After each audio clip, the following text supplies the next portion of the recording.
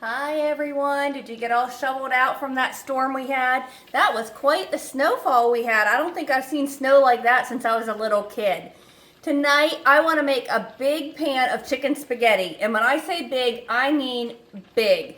This makes so much. Usually I only make a half batch of this, but tonight I am going to make a whole batch just because my son's coming over for supper, and so I'll send some home with him. So to get started, you want to preheat your oven to 350 degrees. You also want to boil 1.5 to 2 pounds of spaghetti noodles in chicken broth. You can boil it in water, but I like to do it in the chicken broth for this recipe because it just gives it a nice flavor. And then you also want 6 chicken breasts that you have cooked and cubed. I just baked my chicken breast, but you could use a rotisserie chicken or just boil the chicken. But you want about 6 breasts cooked and cubed up, ready to go.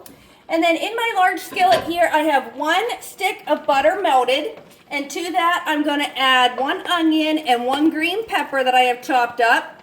And we're just going to cook these and saute them until the peppers and onions are nice and tender.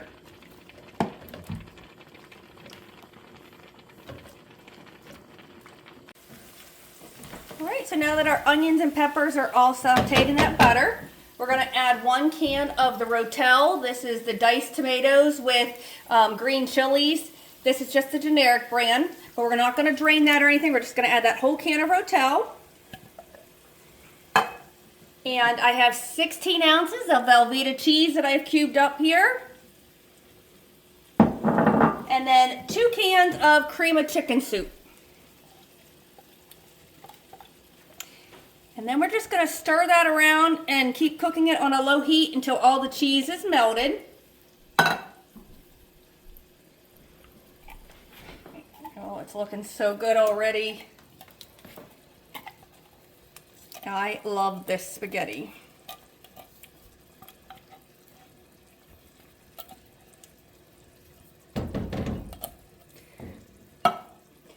Okay, so like I said, we're just going to stir this around. You could also add water chestnuts or mushrooms at this point if you wanted to. I never add the water chestnuts. Sometimes I add the mushrooms, but you don't have to. You can just do it just like this too. So we're just going to stir that until all that Velveeta is melted. All right, look at that. Doesn't that just look delicious just by itself? I just want to take nachos and dip it in there. But anyway, so I had those spaghetti noodles that I cooked in chicken broth. We cooked those and drained them. And then I put them in a very large bowl here. I just poured my cheese mixture over top all that. And then I'm going to put in those 6 chicken breasts that I have cooked and shredded or diced up here. All right, now we're just going to stir this. I'm telling you, look how much this makes. This is a huge silver bowl. This is enough to feed an army.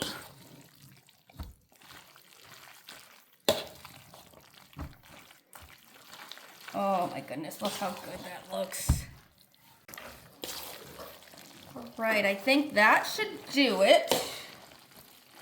So now I just have a big casserole dish. This is, I think, a 4-quart corning dish, and it'll be clear full. So I'm going to pour all my casserole in here. I'm telling you, this makes a ton. If you have a bunch of teenage boys that you need to feed, this would be a great dish. Get all that goodness out of there.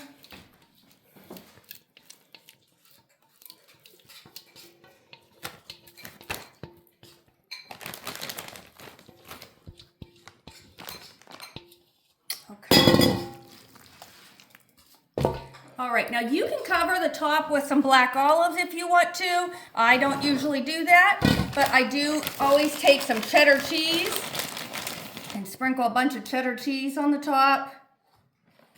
Oh my goodness. I'm already tasting in my mouth how good this is because I know it's so good.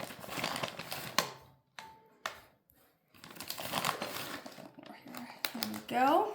All right, so now I'm going to go ahead and cook this in that preheated 350 degree oven for 30 minutes or so until the cheese in the top is nice and bubbly. All right, so you can see our casserole here is all cooked. Oh, it smells so good. Look at that. Got all those colors and flavors. I'm just serving it with a little bit of garlic bread and some applesauce. Oh, yum. Give this chicken spaghetti a try. I know you'll love it, and it makes so much. You'll have plenty of leftovers. This does freeze really well, by the way, too. So if you do make a ton, you can freeze it for the next time. But give this one a try, and remember to follow me on YouTube and Facebook, In the Kitchen with Brown Eyed Susan.